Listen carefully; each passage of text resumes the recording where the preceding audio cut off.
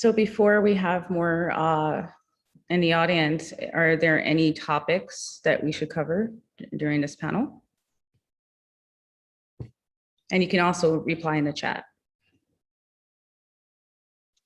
Yeah, you asking me? Anyone, everyone.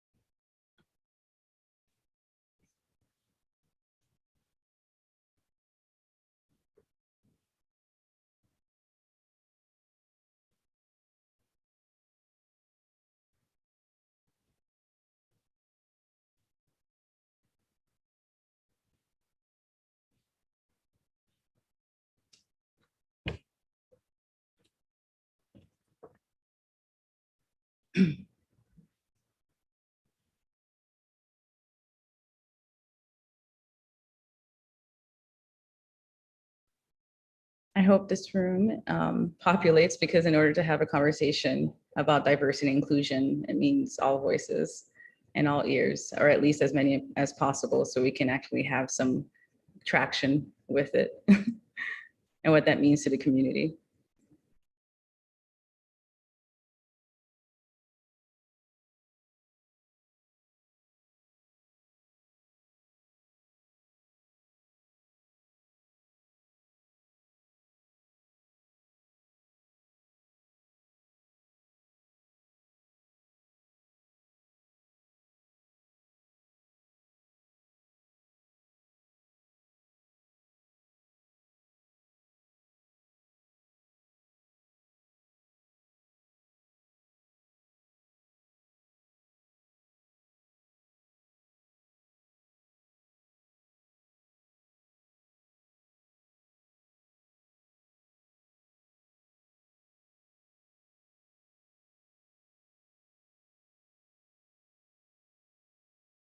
I guess true to diversity, we all have different times where we show up.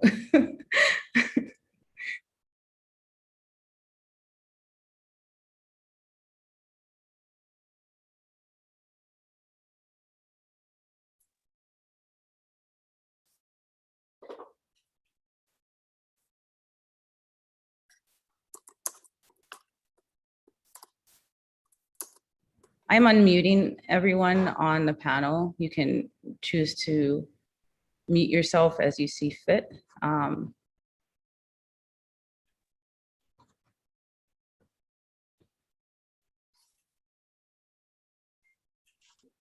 I trust all of you.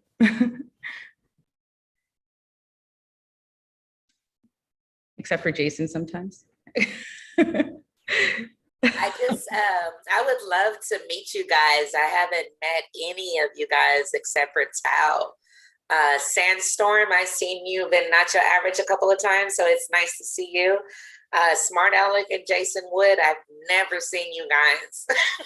How are you doing? Doing good, doing good. Good. Yeah. Good. What brought you to BitClout, Alec? What brought me to BitClout? Yeah. Oh gosh, a crazy colleague in the middle of April saying, "Oh my gosh, look at this thing. It's going to explode. There's so much developer potential." And I took one look at it and I was entirely sold. Entirely sold. And yeah, there still is a significant amount of developer potential and just creator potential as a whole. Awesome. And you, Jason, how'd you come to BitClout? You're muted. You're on mute. I should stay on mute. Taonaya, she's so guilty party. She said, you got to check this out. And I looked at it. I looked at the number side of it more than the creative side of it, and immediately signed up once they taught me how to put Google Chrome on my computer and started putting money in. It's the truth. True story. I came here, Clay Perry invited me.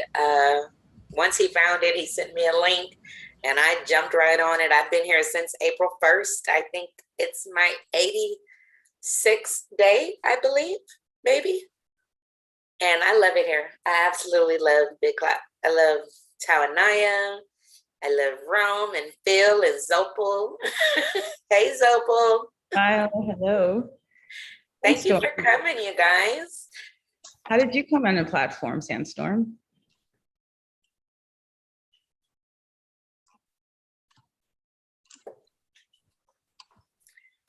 You're still on mute. Wait, let me unmute you again. You okay? Wait, okay. Yeah. I was like, I can't. Yeah, I actually saw a title on Clubhouse, like just as I was scrolling, and I didn't think much of it, but randomly it just like came to my head in the middle of the day. I was like thinking about Bitcoin and crypto.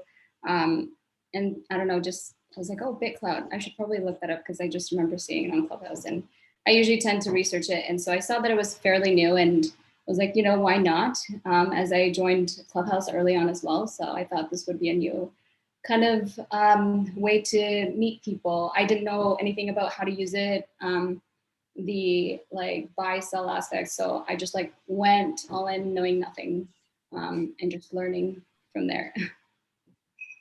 That's great. Well, I came on the platform because of Alec.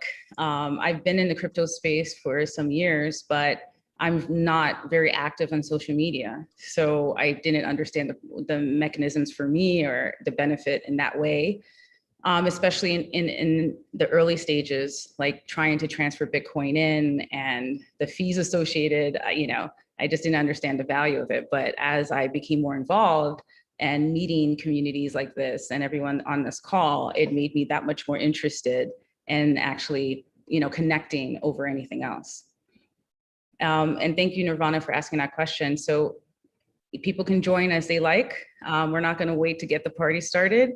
And we're going to talk about this issue of diversity and inclusion. What does that look like on the platform? What does it look like in real life? And how does that translate to this online platform as not how we are now only, but how it grows? What does that look like onboarding people of different communities and cultures as they come on the platform, the financial components of it, because we're not all the same. We have different set of experiences. And sometimes when we talk about diversity, color, and ethnicity, a lot of times it's attached to an experience. It's attached to the community that you've been brought up in, the knowledge base that you've been given.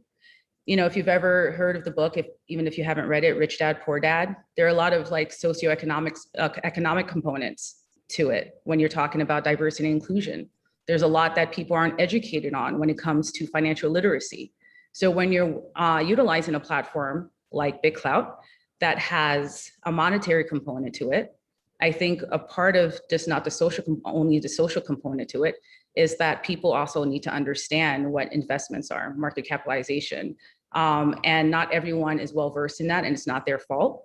You know, we're all exposed to different components in life. We all have different skill sets. We have different experiences. And when you see certain things translated on the platform from real world experiences, I do feel like it's a conversation to be had. We have to mitigate certain things early on, nip it in the bud, if we can, as a community, to understand those complexities and the impact that it has on us as a whole. Because, you know, when you talk about divestment, that includes everyone. You know, if you just look at the Black community in itself, they spend over $1 trillion. They're reaching $1.5 trillion in spending in 2021. You cannot exclude people, you know, in the sense of what their contributions can be to the platform and how that can feed into the ecosystem. So with that said, welcome everyone. And I would like to open the floor to a round robin so everyone can kind of touch upon their experience in life and on the topic of diversity and inclusion, a little bit of background to give context to the words that we're saying and going forward. Jason, would you like to speak first?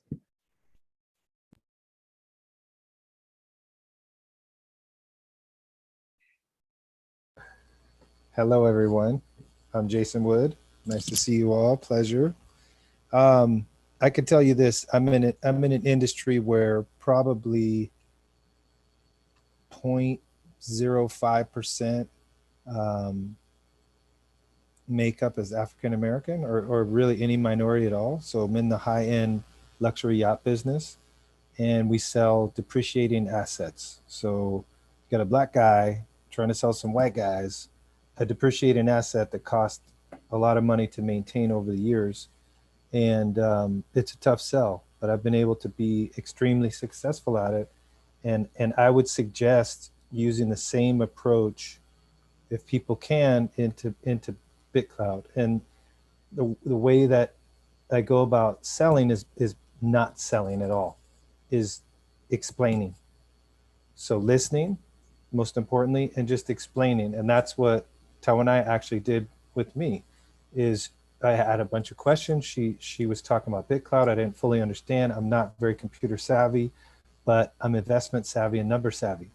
And I quickly picked up on the fact that you've got a deflationary token, deflationary coin that's capped. And I looked at the numbers. I think there were somewhere around 20,000 members. And I started to run the numbers in my head and said, okay, well, Twitter has 300 million plus, and Facebook probably has closer to 1 billion. Who knows? And Instagram and all these other sites, and they have no real monetary value built into them. So I was like, with even 1 million members, this could be the investment of a lifetime. And to me, I look at it like this is the equivalent of Facebook at its first college. Not even out into the public, like at its first college. And so I just poured money in immediately just to hold my place, and started to study. Another friend of mine who happens to be African American, I don't know how all my Black friends are in the game, got me deep into coins. And I bought 50 coins, 50 different types of meme coins, and I think 12 quote unquote stable coins in a matter of 3 weeks. So, you know, the Black community is in the inner cities, the Black community is in the suburbs, the Black community is male, the Black community is female, the Black community is straight, the Black community is gay. It's ultra diverse. But the one thing I think that all of us have in common is it would be nice to make a profit. It would be nice to have solid investment. And what I've noticed is the more people explain things to me, the more money I want to put into what they're explaining. Unless it's something terrible. But in this case, the more I learn about what BitClout is about, the more money that I wanted to invest and the more comfortable I feel. And I'm not trying to get money in 3 months or 6 months and 9 months. This is a baby.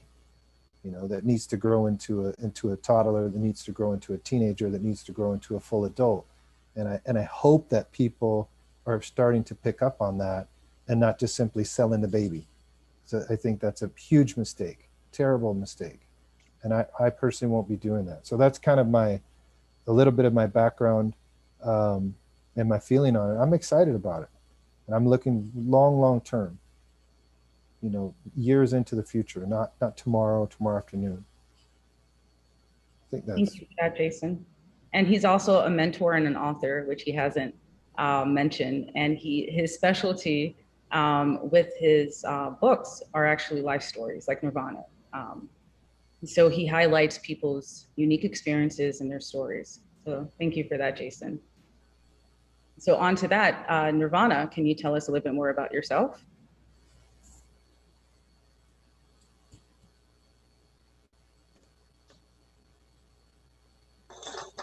Hello. So my name is Nirvana. That's my real name. I'm 41. I'm a mother of 4. I'm half Puerto Rican and half Black, so I am biracial. Usually when I think about diversity, I think about race and ethnicity, but somebody that I really love told me today, hey, diversity is not just about race, you know, it's about religion and sexual orientation and gender. It's about a lot of things. And she was absolutely correct. In order to get, okay, you want me to talk about myself right now, Ty? We're not going to get into the rest of it now, Ty? Okay, so talking about myself, I wrote a book during the quarantine. I wrote a book about my life. I had a troubling childhood, and it led into my adult years. So I wrote a book about that as part of my healing. And I've been on BitClout, like I said, since April 1st. I didn't come on here to make money. I didn't know that was the point. I came on here to support Clay, and I have made money in the process. So that's really awesome. I'm not a creator. I'm a supporter. And I just really like BitClout because of the positivity. It doesn't have all the cliches of the other social medias to where people get hurt. Well, people do get hurt on BitClout because we're talking about money. Yes, we are talking about money. But money is not an important thing to me. So I don't get hurt easily when somebody sells my coin. It's your money. You do whatever you want with it. If you have 10 of my coin and you sell them, hey, what can I tell you to do with your money? So that's a little bit about me. Thank you for sharing that. And I love your attitude, by the way. Thank you. Great contribution to everything that we're going through on the platform, off the platform. So thank you for that. Thank you, Tal. Sandstorm, I'm going to unmute you now. Back to you. Let's do that. Tell us about you. All right. I just wanna let you know, if you do hear some kind of like noises, like just like, I don't know, stomp, it's because I have my windows open, so my door keeps shutting open. Anyway, so about me, I'm an entrepreneur. I have started my business probably 2 years ago. I worked on it, and then I finally launched at the end of 2019. And then I made the biggest leap of my life, and like literally quit my really stable 9-to-5 job. I loved my managers, loved the people I was working with. Like, they were super awesome. But and it was right before the pandemic. So, you know, I just left all that and just to pursue my dreams of, you know, doing my own thing and seeing what's out there. So I definitely don't regret it. I love it. I've had so many experiences. I'm learning so much, more than I've ever thought I would. And so that's like, that's helped a lot with like the diversity and inclusion aspect, because like I'm a young woman of color, and, you know, I wasn't born in Canada. And, you know, I went through some stuff, but like the crypto space and like the decentralization and like BitClout, like so many people are cool, and I think there's definitely potential. So yeah, I think that's a bit about me. Thank you for that. Thank you. And you've been a great contribution as well. You know, and I just love seeing women. I love all people, but just as a woman, and sometimes we're kind of like not invited to, you know, the table. We don't always have a seat. I do see so much inclusivity in certain, you know, communities, like when we're on Nacho Average Call, when we're discussing things in our telegrams and et cetera, we do find ways to make space for each other. So which actually translates to making space for everyone to be there and have those discussions. So thank you. Okay, Alec, I'm gonna unmute you. I am unmuted already. Great. This wouldn't happen. Hey everyone, my name is Alec, or Smart Alec on BitClout. I am Taonaya's fiance. I've been in the software industry for I would say just about 11 years now. I've been in the industry since I was a child. Diversity and inclusion means something kind of important to me because I personally am a first generation American, and by blood I'm an Armenian Ethiopian Jew. So I'm actually the muddiest mutt I've come across. Yeah, I came to BitClout, you know, as a creator, as a developer, looking at, you know, I've been wanting some sort of, you know, a crypto social network, and you know, BitClout has done it, in my opinion, you know, the first iteration of this correctly. With that, you know, there's a ton of you know, developer potential. You know, it's not perfect, but you know, the potential of it is really based on the, you know, based within the community.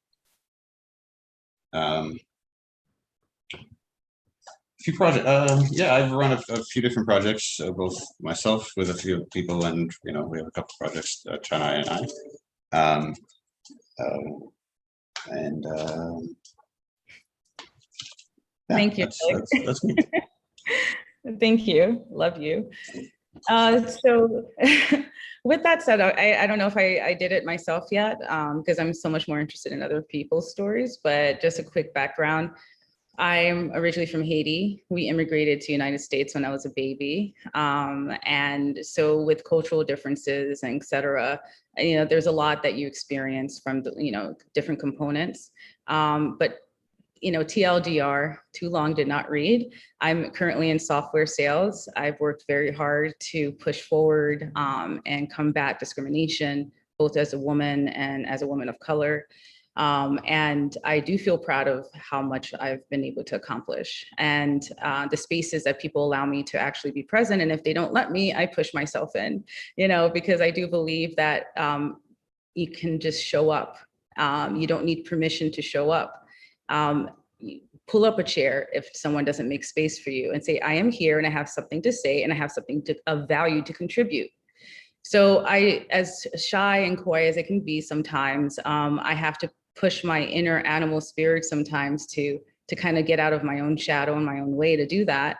And so I really just hope to be able to empower other people to do the same, you know, and not feel alone in their challenges or their feelings of, you know, not being seen and heard, and really try to highlight other people that need to be highlighted, need to be seen and heard, and try to create a space for them. And I'm in software, and that's me. That's my story. So with that, I do see some sun creating like a mask on me, like I'm Zorro. That's great. So with that, I'd like to ask a question. Because my experience so far on the platform, when I first came on, again, I just saw it as like two different components built into one, as many people were saying. But when it wasn't until I went to a in-person event in Miami, Cloud and Cocktails, where I really got to view the dynamics and how they translate on the platform. And what I saw was in real world situations translating to the platform mechanisms, you know, the social politics, the financial components. So I was kind of left with a question of like, where do I fit into all of this? You know, I'm not part of the Bros Club. I'm not part of certain socioeconomic brackets. I've rubbed elbows with them, but oftentimes like there are different concentrations of people who do stick together in that sense. So the distribution of opportunity and wealth can be very, bottlenecked and stuck at the top. And so my question early on when I saw this was, again, where does someone like me fit into this? Because if there's a monetary component to it, then we have to be aware of that positioning as well and how we can benefit from that. We don't want to be left behind in that sense, and if you're not a whale coming in with big dollars, if you're a small creator creating content that's going to build out the community, which further funnels not only out into the ecosystem, but up, what does that mean for people who don't have those type of connections? Because when we look at just from a socioeconomic perspective, as Nirvana touched upon, diversity is not just about color, ethnicity, it's about gender, it's about, experience, religion, all of those mechanics. And so how does that translate to an online platform where we do have a community and we are having a financial component to it? And so I do see some problematic issues, and that's something I'm trying to highlight as far as inclusivity is concerned and highlighting that. So I just want to get everyone's take who's been on the platform and what your personal experience has been, and what do you do to actually work around that? Because we can't only talk about problems, we also have to talk about solutions and what's worked for you, and what kind of advice can you bestow to others, onto others to actually help them do the same. Who would like to go first?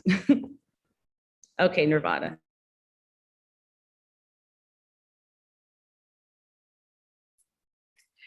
So unfortunately, I've tried my hardest to get as many people on BitClout as I can, my family and friends, and the word cryptocurrency scares them. And it sucks. I hate it because I really want them to come and see how wonderful it is. But one thing that has been an accomplishment for me since I have been on BitClout is that my children listen to our phone calls. My children listen to Not Your Average. They listen to everything that I talk about. And then they come and talk about it with me at the end of the day. So they are interested in BitClout. They do want to join. And that's just a wonderful feeling for me, because even though I can't get my family and friends, at least my kids, see some kind of benefit to this opportunity. So that's been my contribution to bringing on as many people as I can, regardless of their color, their sex. It doesn't matter. I just want you to enjoy this experience with me. So, I wish that I could bring more than my children. I love that I don't want to keep talking about Not Your Average. Forgive me. This is not a pitch for Not Your Average, but I love the diversity on Not Your Average. And I wish that that was the same diversity on BitClout. There are a lot of predominant white men, they're predominant pretty much everywhere. And I don't have a problem with that, of course. I'm not nothing like that. But I wish that we had more Spanish, more Catholic, more I haven't seen a transgender on BitClout. Have you guys? I haven't seen one. So just complete diversity everywhere. I love diversity. I live in Houston. We're the #1 diversity in America. And it's so important to me. I love it. I love it. Absolutely love raising my children here, because they're learning that everybody is the same because of all the diversity that we have. So my goal is to get as many people as I can onboarded. I'm hoping that I can get more of the Black community and the younger community onboarded. But I love seeing, I just love color. I love seeing as many colors as possible, as many religions as possible, as many ages as possible. I love diversity. So that's my contribution to trying to get people on here. Great. And with that point, and speaking of onboarding, that's going to be the next question about how to solve that. because there are different communities, as was mentioned, that they might have a more difficult time, you know, even with accessibility to this platform, even understanding what crypto is, even understanding like all of those components. What can we do as individuals and as a community to help onboard more people and more and enrich that diversity on the platform?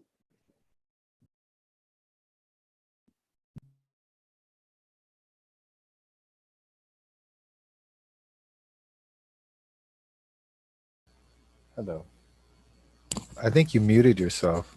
This is funny. Prematurely, yes. Look, you know, as far as African American diversity, there's a couple components. One, you've got about 44 million African Americans in the United States, or at least U.S. residents. 44 million.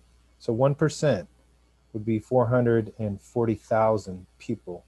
So if we had a goal of getting 1%, one out of every 100 people that are African American on BitClout, you would, I don't know how many times, what is that? That's like more than 10x. It's like 20x what we have right now as total membership. So it would become a black site, which I don't know if everybody has that as a goal. I wouldn't want that.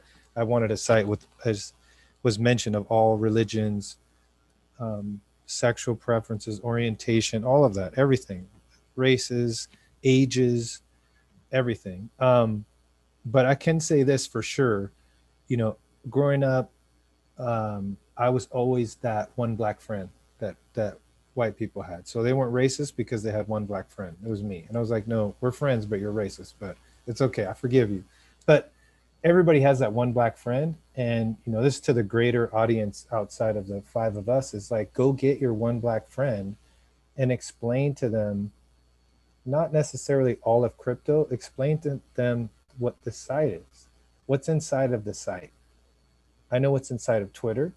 I know what's inside of Instagram. I know what's inside of Facebook, and all three I use for different purposes.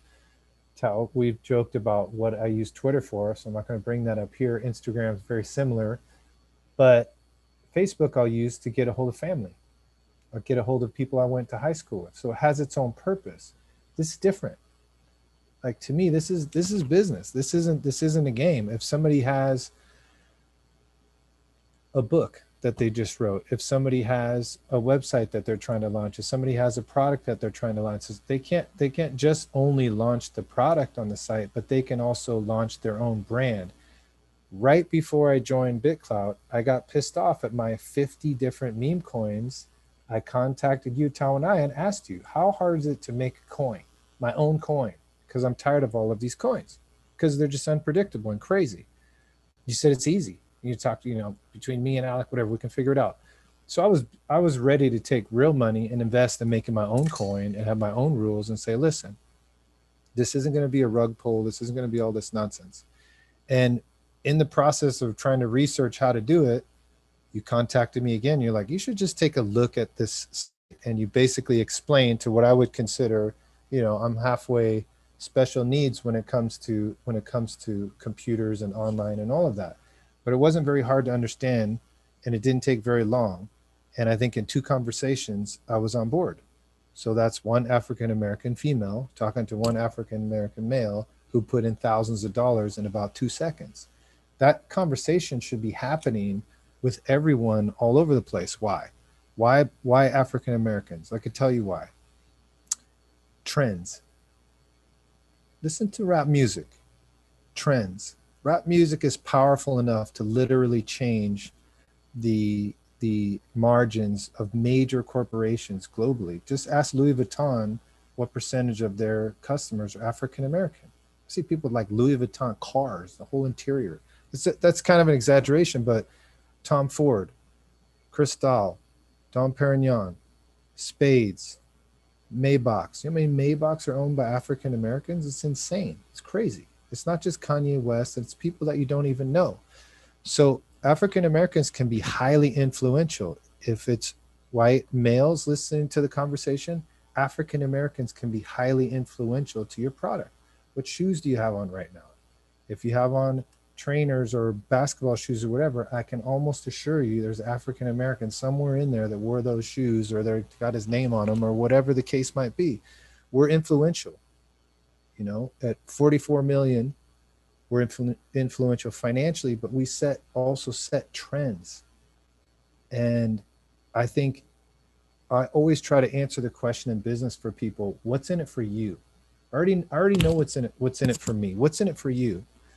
Well, first of all, you're not going to have to deal with like Black Lives Matter, people protesting your business if you're including Black people. But more than that is you can make money and you can have great influence. And African Americans, we talk, you know, people know what kind of car I have.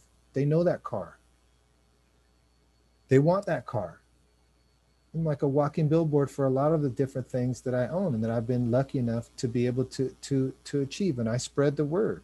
I work with other African Americans. I work with people that are less fortunate with me. I also work with people that are more fortunate with me. And so I think that education is probably the most critical part of BitClout at this stage. I'm really a huge proponent in sitting down with someone and saying, listen, you don't need to buy anything because you're not buying me. There's nothing you need to buy. But right now your bank is paying you 0.0.0.0.0% interest. In some cases, you're getting -1% and 2% interest when you look at the fees and everything else. I just went through this with my bank. So you're losing money. And if you calculate with inflation, you're truly losing money. So if you take a portion of it, and you say, you know what, let me see if I can just walk myself through this site. Even if you don't buy anybody else's coins, even if you just get your own and you just hang tight for a second, we need numbers. We need members. 20,000 is a silly number. I think I have almost 40,000 photos in my phone, 40,000. So the number 20,000 is tiny. It's tiny. So I think that number should be our number one focus, is increasing, if you want to call it subscribers, if you want to call it participants. There's already tons of creative people on the site that are creating all kinds of stuff. You guys right here are already doing it. We need those people, but we need numbers. 20,000 should be 200,000 by the end of the year. And in that 200,000, X amount should be African American. It's simple. It's sitting down and having a conversation. You're scared about crypto? Perfect. Why? Why are you scared about crypto? Because it's a scam. Why is it a scam? Well, it's not based on anything. No problem. Show me what the US dollar is based on. Just do a mathematical equation. Say I have 1,000 US dollars. They're backed up by gold? No. They're backed up by silver? No. They're backed up by what? They're backed up by confidence. That's it. And I think that I think once people understand that you're not there to take their money, and you're not there to trick them out of what they're doing, and you just are there to kind of explain things to them, whether they're female, male, African American or not. You know, we need all comers at this point. Definitely we need Black people. Definitely we need people from low, middle, and high income brackets, but we need all comers right now. And I can assure you that your bank is not your friend. My bank is calling me now constantly because they see the balance going down because I'm taking it out and it's going into crypto and BitClout and all these other places. So they're calling me. Hey, I want to check on our relationship. I'm like, our relationship's good. We're great. I'm just taking money out because you guys suck and you're giving me zero interest, none. So it's the educational process that's going to help get people comfortable and say, listen, don't put your life savings into BitClout. Put a drop in there. Put what you spend on a latte in there every day instead of the latte, and just see how it plays out and get those numbers. That's my opinion. I appreciate that, Jason. And sorry if I was, because you raised a really valuable point in the whole like economic component of it and the bank system and et cetera. Because as you just ended off with, you know, the educational component is very important. Financial literacy is very important. Because there is a number value, there's real money involved in this platform.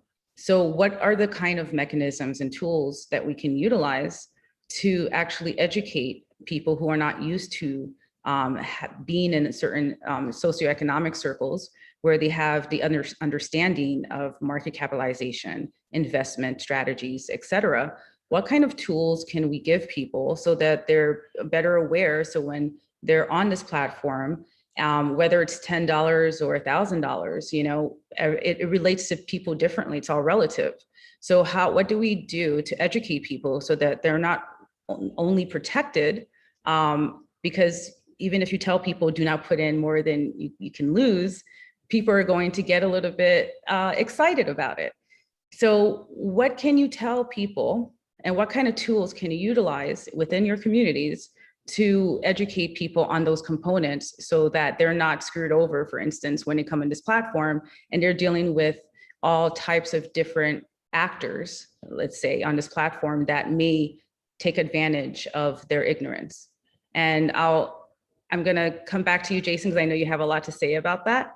So I'm going to go to two other members who haven't really spoken yet. Sandstorm, what do you think about that and within your community and what you've seen so far?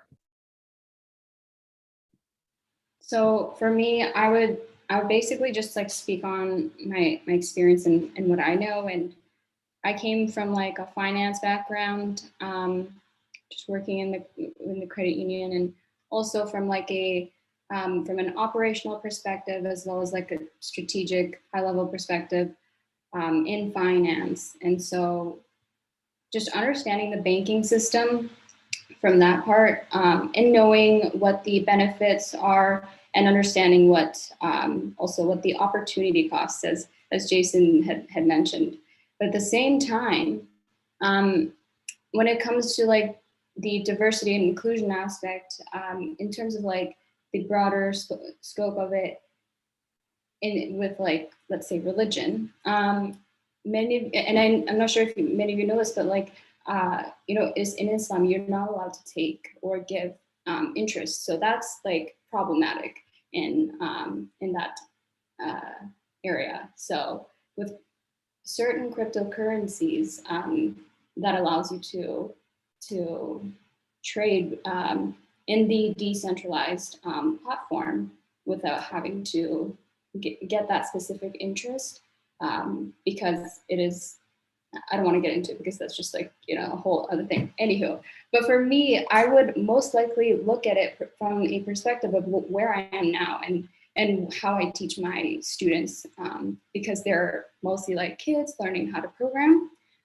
which can be hard for them. So how do we teach kids on something that could be very bland and boring, right? And so for me, I think one of the solutions or an idea would be like edutainment. It's like education and entertainment. And so that's what I brought to my students, and they love it. Yeah, so for me, that's what I'm trying to build my brand on with Sandstorm, hopefully in the next few months, as we you know, kind of keep going forward. I post a lot about random analogies that you guys may have seen or not, but yeah, that's what I would say. Thank you for that. And I think that's a really great idea of just really creating a component that's digestible for people in the language that they speak. And I say language in terms of we all kind of interpret information differently. We all learn differently, and like really understanding how we can even diversify that knowledge base and that conveyance of what that looks like, what it sounds like, and just really understanding, you know, how different we are and how we can actually speak to each other on their level. So Alec, I'd like to hear your contribution to what do you think about how it looks like to increase financial literacy, for instance, and those type of components on the platform, off the platform, as they come on the platform. What are your thoughts on that?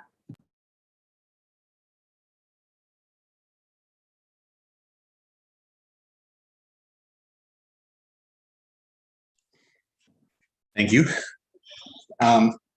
Absolutely. I mean, education is the key to the success on this platform, right? Without knowing how to succeed on this platform, or even what it is or what it can be to you or to the specific individual, one will, can and will get lost in either the numbers or, just the rush of it, right? Because, there is one component of BitClout, which is, whatever it's called, a slot machine, if you will, right? I mean, it does have that kind of market effect where, if you don't necessarily have, a clear vision or kind of, or otherwise, you can run into a lot of trouble. So, having, an amount of, financial education, self-discipline, and coming to the platform with a purpose, whatever that purpose may be, right? Keep you, to keep focus. I think, as far as, ensuring that, users aren't just, using this platform as, a slot machine. Those things, those are, in my opinion, important. Thank you. Nirvana, what is your idea and take on how financial literacy impacts people's onboarding experience and their navigation to the site, and how you can better educate people within your community to understand the mechanisms? I'm gonna, yes. Tao, you and I talked about this the other day. I told you that education is lacking in the Black community as far as cryptocurrency is involved. And I wish I knew the answer to how to get the education out there. I don't know. The only thing that I can think of is to do an incentive for my family members and friends that want to come on. Hey, I'll give you $100 and let's see what you do with it. The education part, I've tried to talk. I've tried to tell them the benefits, and my friends and family aren't really receptive, except for my mother. My mother is the only person who says, hey, what's cryptocurrency? What's not your average? What's BitClout? And I love that about my mom, because she's being supportive and she wants to know, and is in her 60s. So there's some diversity going right there to where she's like, hey, she's interested. And I wish that more of my family and friends would be interested. Tao, to tell you the truth, I don't know. I don't know how to provide the education that's needed. Maybe if there was a pamphlet, a white paper. Oh, a white paper for BitClout would be awesome. That would be awesome. I've seen white papers everywhere else. So I'm going to try my hardest to let my people know that, hey, this is a good move. There is a white paper, Alex. There is a white paper. There is. I didn't know there was one. Oh, I would love that. Okay, so let me change my answer. I'm going to print out the white paper and pass it around. And I think part of that is the digestibility of the information as well, because if you're using certain terminologies, then you can have a white paper, you can have words on a page, but how does that translate to what people already understand? So there's a lot of working backwards on that. And before I asked Jason his ideas on how you can improve financial literacy and those components, we had a discussion about this, Jason and I posted on my Facebook about my MinTech fund, and calling all minority creators, I will invest in you, on board. Let's talk about it. And it was this, Jason and Alec liked my post. And I'm like, how come we can't have a discussion about money and new opportunities? There are a couple components that I have in mind as to what is problematic and why people are not so open to it. One, there are a lot of scams online. How many times do you see people saying call me and send me a message and invest in this and do that? And I'm sharing, I'm selling pills that could make you better, healthier, and I'm selling this. So there's a lot of shilling all over the place. So people don't know how to shift through the noise to actually understand what's legitimate, and then things come and they die off. And if you're just coming into cryptocurrency, like I've been in crypto since maybe like 2014, 2015. So I know the ebbs and flows of it. It doesn't like scare me one bit. But if you're just coming onto cryptocurrency, for instance, I speak to my friends about it. Some of them just came in January, and I have to apologize to them right now because they're not used to it. And sorry, Jason. um, And so, with that, like there's a lot of fear surrounding, like these kind of like new investment drivers and mechanisms. And that's one. And two, I really do believe in like the whole component of like Maslow's pyramid of needs, in that you have on the bottom of it, like your basic necessities, like survival, food, water, shelter. And it's not until you have those things taken care of, then you can actually focus on, getting to the top of the pyramid. The top of that pyramid is like nirvana. It's like, I need nothing. But in order to need nothing, you still have to survive in a human body, right? So a lot of people are focusing on like that paycheck to paycheck, making sure that their families are taken care of, a roof over their head, eating every day. So when you have your head buried, and, unfortunately, in that space, it's really kind of hard to look at other opportunities because you're like, where am I going to find the time? Where am I going to find the energy to even explore these other opportunities? Like, I'm just making sure that things are taken care of. And that's first and foremost. So with that said, Jason, what do you think we can do to improve people's knowledge base on the financial components and how that ties into what the digital currency world can look like and how that translates back onto BitClout?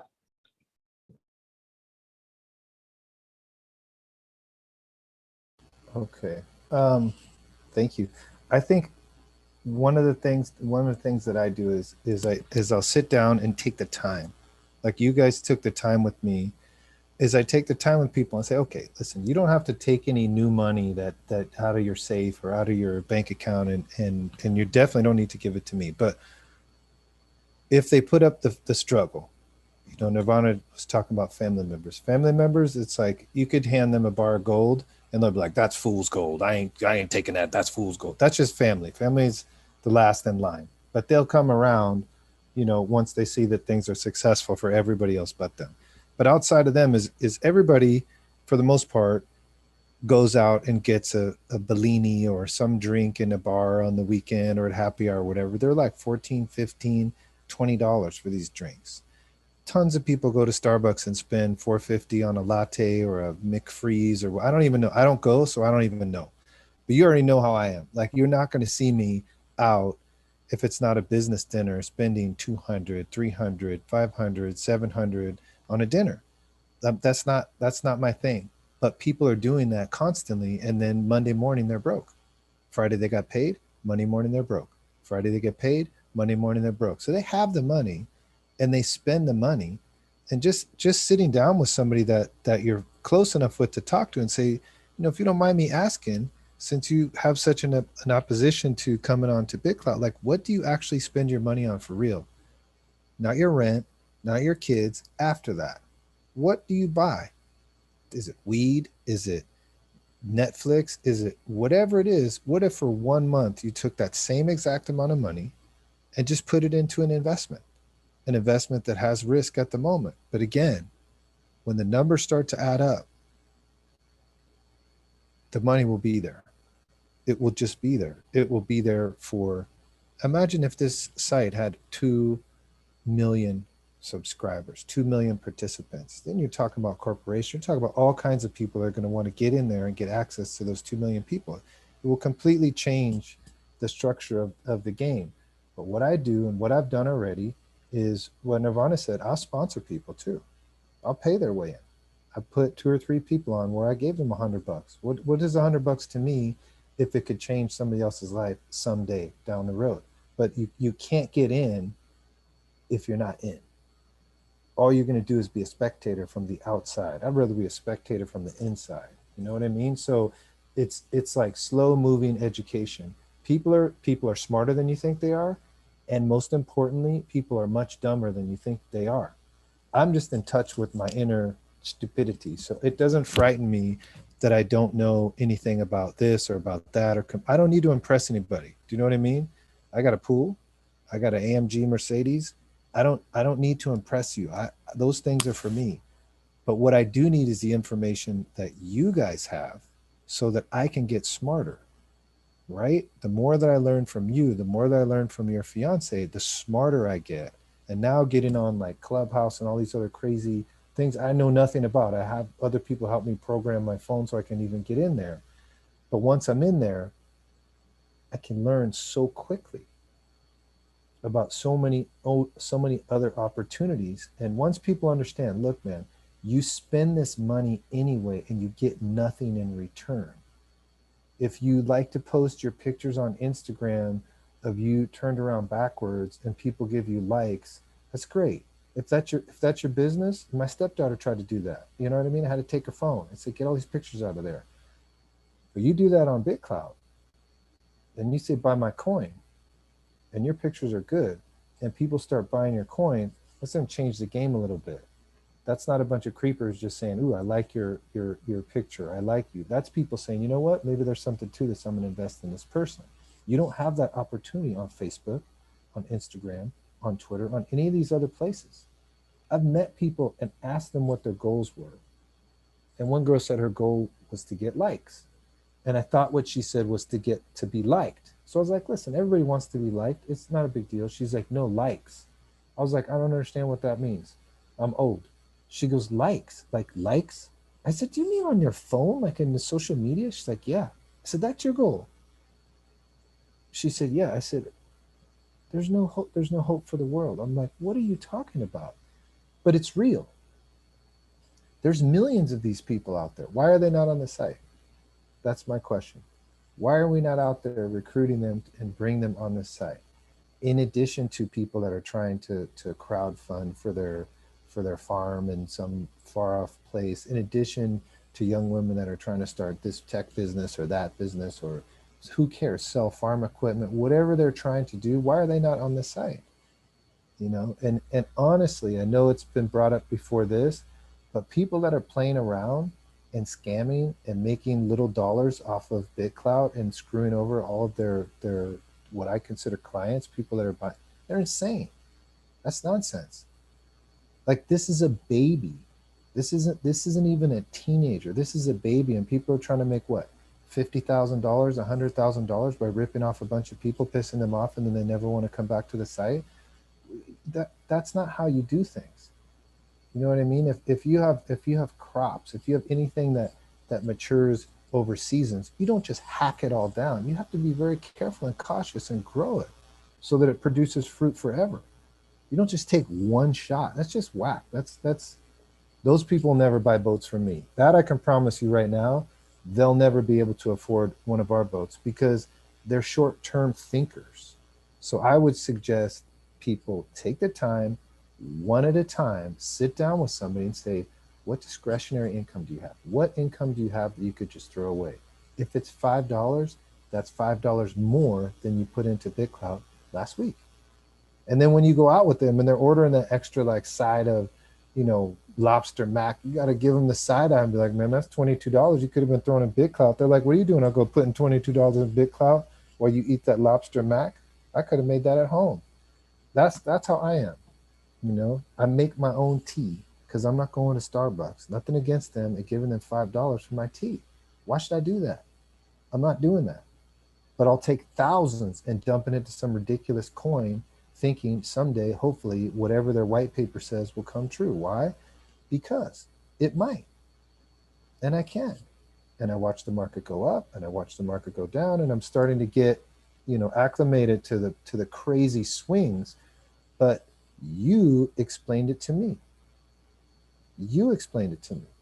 And my friend Jason in New York, he explained it to me. He said, calm down. It's going to swing. Check it in a week. And mentoring. You know what I mean? I wrote down, the onboarding means mentorship and sponsorship.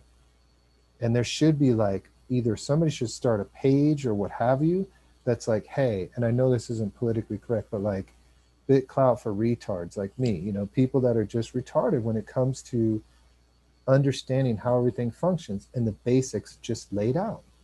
And I would buy into that site tonight. You probably have the site up tomorrow. But if you put a site up like that, I'll buy into it tomorrow morning saying, this is how you do it.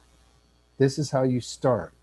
here's the approximate percentage of your savings or of your whatever. I know it could be considered financial advice, but you can word it in a way of saying, look, this is what I do, you know, and walking people through gently. But anytime anybody has like, you know, pointed out, oh man, you don't know anything, you don't know what Shiba Inu is, you don't know, I'm like, you know what, dude, you're not helping. Why don't you just explain it to me? Once I understand it and it makes sense to me, I'll buy it if I like it. And you explain this one, I don't even know how many thousands of dollars I put into it. I should probably go and look. A lot. And I'm not taking it out. I'm not moving it. I want people to I want to be a stable coin, quote unquote, inside of this this site. And people need their hand held until they don't. Family, I'm sorry, man. You know, if you want family, you literally have to sign them up yourself, probably pay them on. You got to pay them to even try to be successful in this world. That's just family. I signed my sister up, signed my girl up, signed my stepdaughter up. You know what I mean? And they're like, why is my coin going down? I was like, you know what? Because you have bad karma. I don't know why I don't know, but you're in. You know, we need people to get in the front door. So I would say, number one, anybody scamming and rug pulling and all that nonsense, stop. Go do that in the crypto market. Go do that somewhere else. This is something that's a baby that's just starting out. And number two is hold a person's hand, help invest in them until they don't need you to. It's super simple. That's it. And get more people in. You know, don't make me get them all. They'll be like me. Thank you so much for that, Jason. Yeah, there's a lot to unpack, right? There are a lot of layers to it. There are a lot of steps and mechanisms that, you know, can be implemented. And one of the things that I see in all of that is redirection, right? You were talking about people spending their discretionary income on things like shoes or lattes, you know, and the whole part of that is instant gratification, the short-term gains, you know. So how do you change, you know, in order to change people's motivation, you have to change the mindset. And in order for them to see the long-term value in something and not just focus on the short term, I do feel like there is a bit of mindset implementation that has to take place. So we're talking about, like, even in the gamification component of it, how do you make something interesting enough and digestible enough that kind of triggers the same type of, I guess, dopamine, you know, mechanics between, you know, of instant gratification to actually have it be something long-term. We see that on this platform, right? It's a huge obsession for a lot of people. They've really done a great job in the whole gamification component of it. So what kind of tools can we utilize? And I'm going to get off of this financial component because I think there's like deeper issues that we also need to talk about. But we've covered that, you know, and I just want us to think about it further once we get off this call and really think about the kind of mechanisms that worked for us and those type of tools that helped us better understand our investment, not just here, but off the platform, and just really find a way to like implement that going forward. And so I'm going to stop on the financial tip because I think we've covered that and like how we can, you know, the issues involved in that and what have you. So I want to open up the room and ask each one of you, what do you think is of importance to you specifically in your personal experience on this platform, and what would you like to see change? So I'll start with you, Nirvana. What's important to me on this platform, a goal that I have, is to get my book finished and get it published. I didn't have that goal when I came on, but that's what I plan to achieve now. And what was the second question, Tal? So what are the things that you'd like to see change about the platform? Oh, okay. Good things that I would like to see changed about this platform. I would love to see a way we can weed out the scammers. I would love that. Maybe have a penalty for rug pulls. Maybe lose a certain percentage of your money when you do that. Maybe that would stop people from rug pulling. And I would like to see more people. We've said this more than once during the phone call, and I tell people this all the time: do not put more money in than you're willing to lose. I only put my expendable income into BitClout, and it's my entertainment money that I have every month, because BitClout is entertainment to me. I like to be on BitClout. I like to see the numbers go up and down.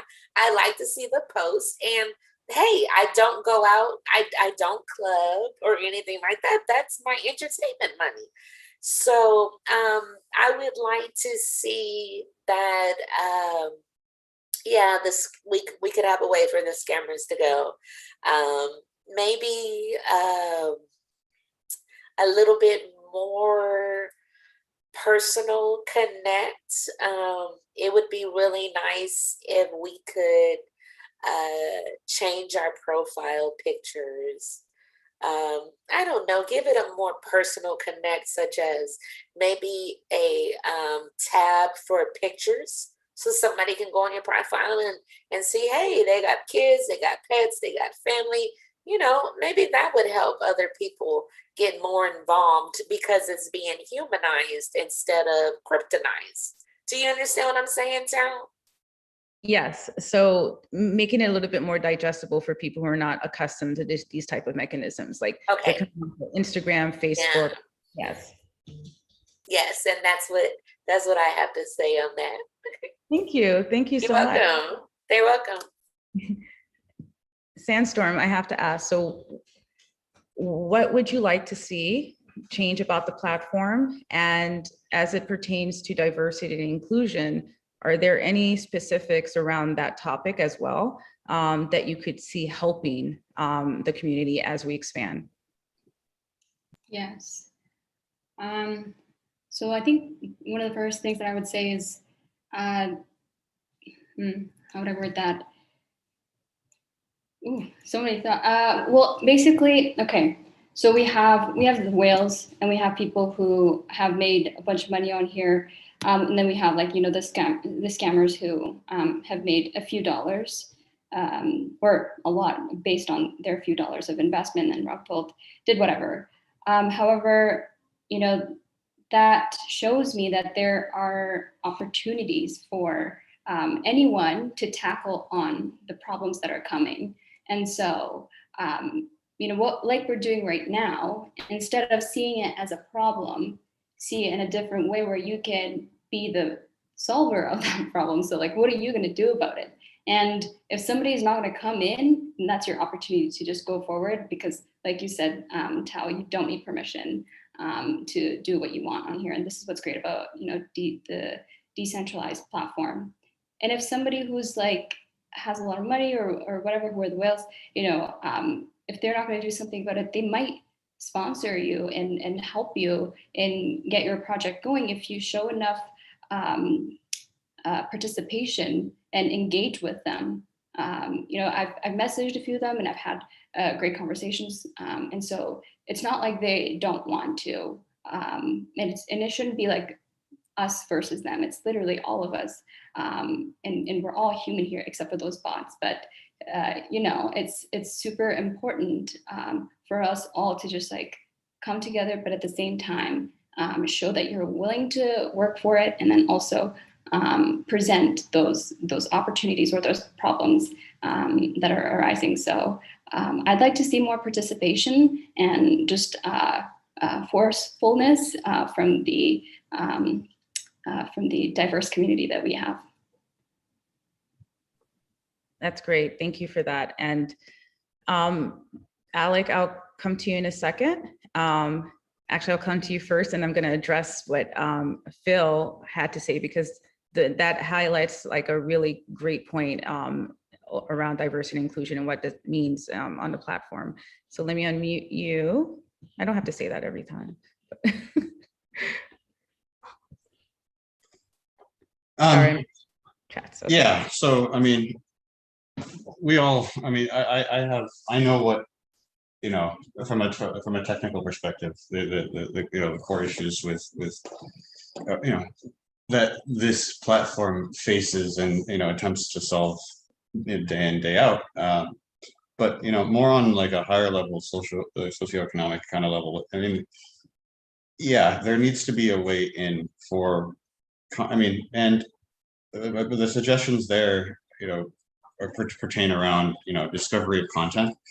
At the end of the day, there needs to be, you know, easier ways to actually find good content, right? You know, that's, you know, one of the key missing components here. I mean, if you are a creator and you have legitimately good content, there should be nothing stopping you from getting, you know, in the face of anyone who actually wants to see the content that you're trying to create, right? That's the whole dream of this platform.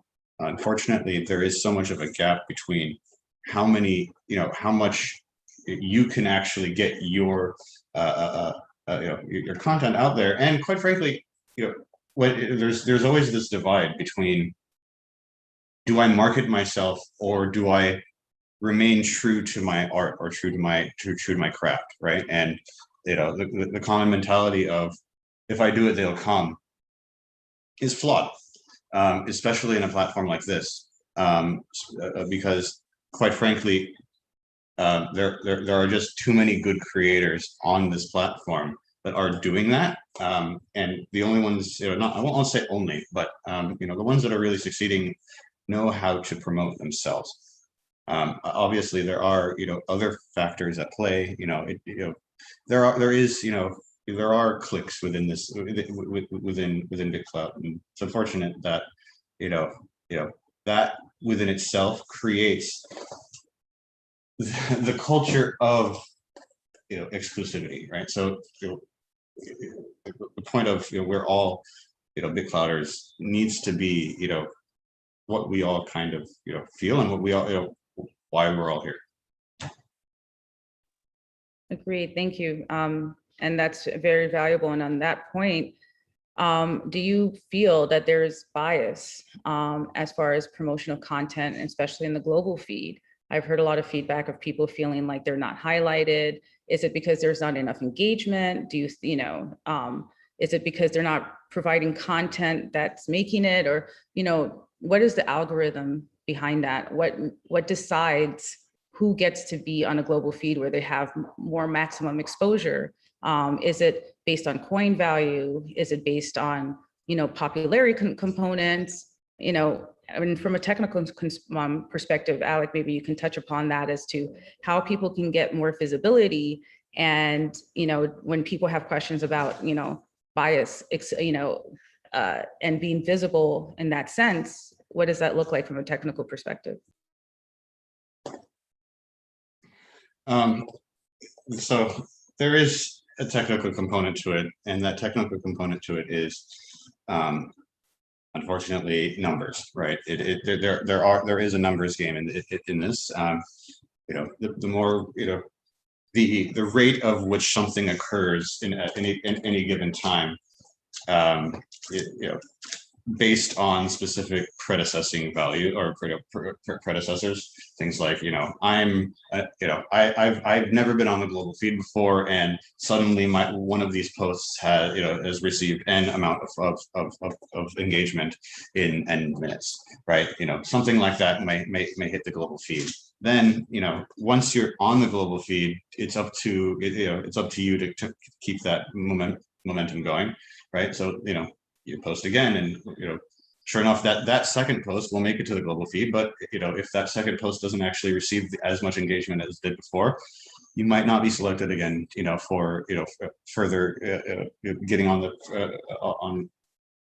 on global until you know, you receive that much engagement again, right? So at the end of the day, it does become a matter of how can you promote your content, or not necessarily promote, but how can you get your content in front of people who would be interested in looking at it, or, you know, engaging with it.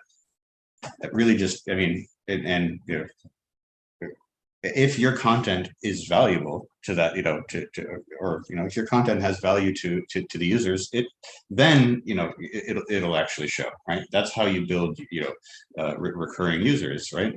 They like your content so much that they came back to your page to see if you got more content, right? That's the ultimate fan. Right? They purchased your coin, right? Why? Because they believe in you. They believe in what you're doing or otherwise, right? So it's an engagement game, right? And the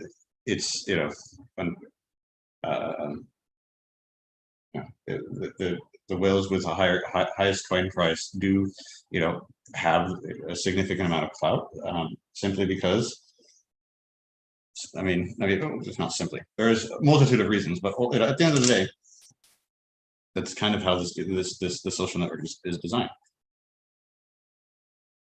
So there's that component to it. And I really appreciate you, expanding upon that, especially from a technical component, because we don't want to have misinformation as we're navigating this site and to think that something is not aligning with us because we're not getting the result that we want from it. And I think, having those type of understandings of like what we can do to actually, have better engagement, have more visibility and real applicable tools of just, like you said, yeah, it's just, how does that look like and how does that translate to getting onto the global feed to have more visibility? And it's not just because it's a bias component to it. Right, like, it just comes down to, what content would you like? What content do you engage with on the platform, right? What are the aspects and different components of it? Why do you engage with those with that specific content, and then go correlate that with the content that you're putting out? Is your content in line? Does your content have value? Does your content would your content give value to others upon viewing it? And does your content align with other things that you've said in the past? And these are all things that are really important to engagement. I won't mention the other tools and what have you to actually kind of push you along as far as engagement is concerned, but there are also tools out there to assist you. Yes, absolutely. And there are tools, there are social groups, there are calls like Natural Average, et cetera, Cloudcast. There are a lot of different tools and mechanisms out there that, we have women groups that we support each other and like, hey, I just posted this content. Can you go look at it? Can you reclout? I see that happening in Natural Average and bringing awareness to the different types of things that we're, trying to promote or speak on that we want more visibility to. So, I would suggest us utilizing your network of people that you've connected with here. If that's what your main concern is and you're really looking to, promote what it is that you're trying to, put out there onto the BitClout verse, connect with people. I see people doing it all the time and it does work. So regardless of any other, components correlated to coin price that the algorithm may, prefer into pushing it onto the global feed, focus on what's in your control, focus on your network, focus on the content, and focus on what you can do as an individual to provide value to the community. So I want to ask, the two women, because I know it's another component and we're going to talk about that on the next platform, but like on the topic of diversity and inclusion, do you feel the visibility for you, do you feel like it's aligned with the content that you're putting out there? And I'll go with Nirvana first.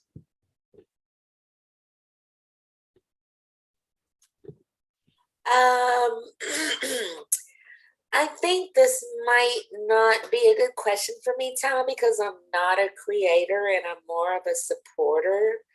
The content that I put out is a lot of reclouts. I'm shy. I don't like to talk about myself and boost myself, and I like to support other people. So as far as the global feed is concerned, I've been global once in April, May, June.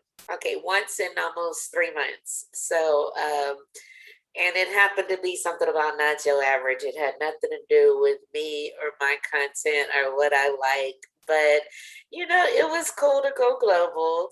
And I've heard about whitelisting, blacklisting, and gray listing as far as global goes. Yes. So somebody told me when I went global that I was like whitelisted. No, I wasn't. Because all of my other stuff would be going global as Right. well. Right. But it was cool to go global. As far as other women creators going global, I'm all for women empowerment. I love women. I love women of color. I love all women. I will do anything I can to support anyone else to get as far as they possibly can go. Because as far as I'm concerned, I'm happy with my life. I love my life. The only goal I have right now is my book. My children are grown and they're happy, you know, so that's my motherhood is kind of over and done with. But anything I can do for you, Tao, anything I can do for you, Sandstorm, to blast you guys to the moon, I would love to. That goes for everybody. I just love to support. So You're great. And thank you. And as Kanchi pointed out, that you're not actually accentuating the contributions you give to this community, because she also has a book out. So FYI. And so I want to ask you, Sandstorm, you know, just on the topic of like visibility on the platform.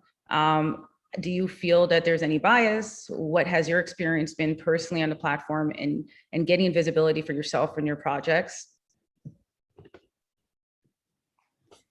Yeah, so from the technical perspective, I really liked what Alec had brought up in terms of like when you post something, and in your first few posts at least, you know, it's kind of like an interview.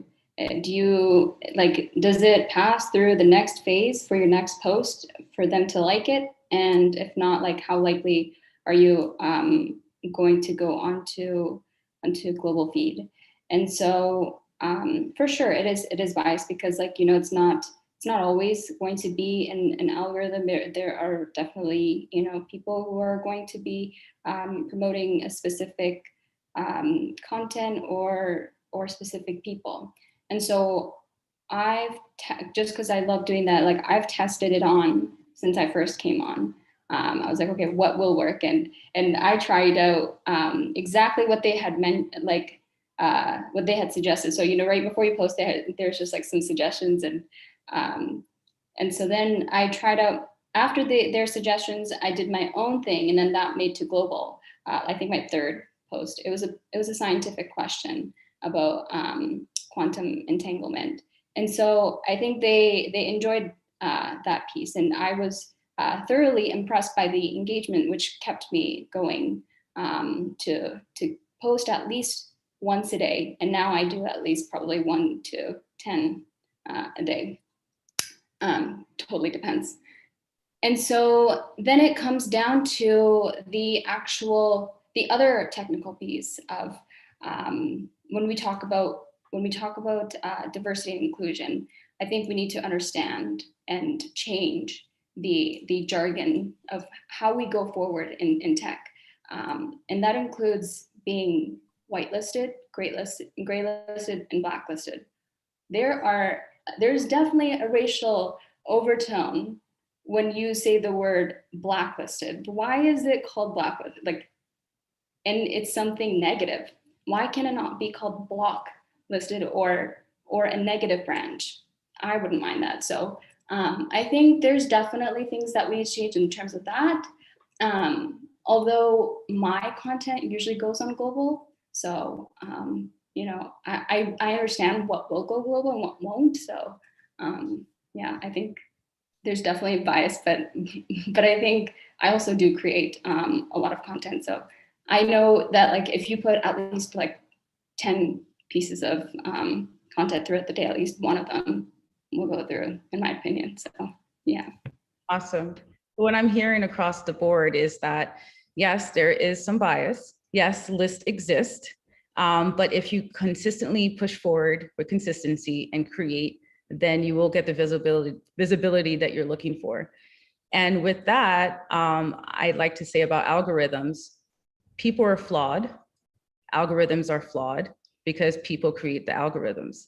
So there's a connection there, and it's really just trying to find your way around that and just playing around it sometimes. If you understand the mechanisms, as Sandstorm mentioned, and Smart Alec, and Nirvana is all about support of the community, you just never mind that in the sense of you can focus on what you can do. I think it's important to bring up these type of biases because algorithms like this exist throughout the different tech platforms. And when you have those type of mechanisms in place, I think they can be corrected. And I think, raising awareness to that, I think is important.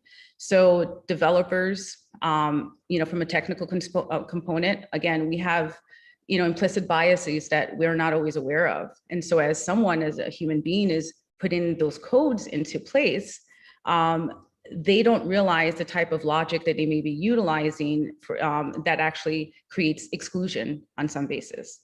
And I know that with Jason, you have activity on the platform, but and what has been your experience in engagement from your first few days, and what does that look like to you in this conversation?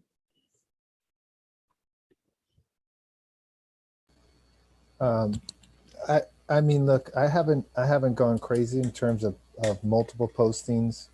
A few postings did okay. I think one I gave like some insight to a mentoring session that I had, and people really liked it. I don't think it made it onto the global feed, but to be 100% honest, I'm not scrolling around in the global feed to see if I made it or if I didn't make it, because in my mind, again, we're so new and so young that I'm more looking into the building of this platform in general. And to what you were talking about inclusion, I wrote some notes. I think it's inclusion. If you're talking about the work that you're trying to do with women of color, it's about empowerment. Like, being included is one thing. You could be included with people that suck, and you're in a group of people that suck and you're included in there. That's good. But empowerment, I think, is made up of a few components. Acknowledgement for your work. And I don't know if I'm allowed to say this on this call because I'm a constant rule breaker, so forgive me if somebody gets their fins bent, but I personally have been on a call on, I think, what's it called, Clubhouse or something. I don't know. I was on one of these calls. It gave me an invite to go to a call, and I'm listening to the call, and your product came up. I don't know if I'm even allowed to mention it, but I don't really care. It was Scan Tats came up. People like, yeah, it's cool, it's great. And then they gave your fiance credit for it. And I said to myself, man, he's dead. He's a dead man. You know what I mean? Like, he's not gonna make it through the night. So I wanted to send him over a care package. But I don't think the people, and I think it was a female even that said that. Now, here's the problem with that, okay? Let's say you invented the light bulb, or you invented electricity, or you invented like the automobile, and instead of it being Ford, I don't even think Ford invented the automobile, but instead of being Ford, they name it Larry. Well, that can create some issues down the road that you're driving a Larry instead of a Ford. And I think that people need to be a bit more conscious and aware of how difficult it is to create a product. For example, Nirvana is writing a book. She said, I was listening. She said it has her personal stories from in the past. So that can't be good. It's not going to be, that can't be good stuff. You know what I mean? It's going to be rough. By the way, I can help you because I've published a lot of books, and I have no problem giving you good guidance on that. It's sensitive. It's difficult. It's hard to launch a product. It's hard.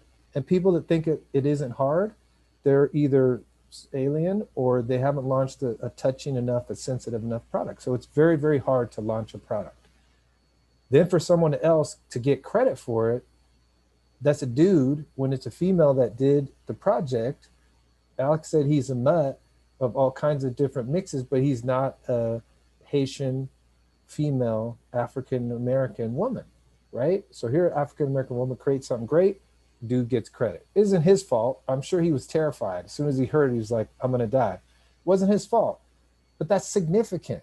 And that's how it is. And I'd always believe you, but I never saw it or heard it right in my face as clear as a bell as I did that day. And I don't think the person that did it maliciously. So if they're listening, look, I'm not mad at you, girl, you do your thing.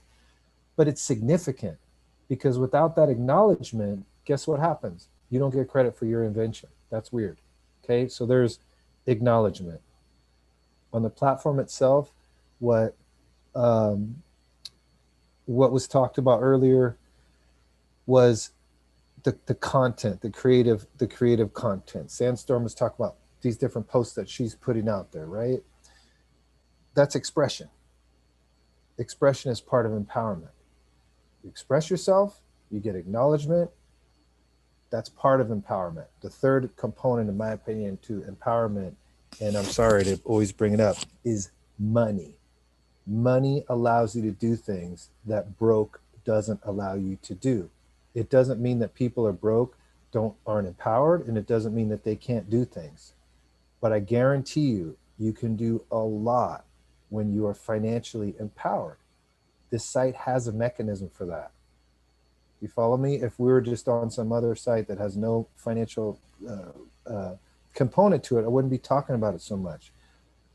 You have said you have 4 kids. I think Nirvana said you have 4 kids. Okay. Would $100 million make a difference in raising those 4 kids? Exactly. That's what I'm saying. It's empowerment. It's part of empowerment. It's not all empowerment. It might not even be the majority of empowerment, but it's in there. And I think that, again, I'm just gonna beat a dead horse over and over again.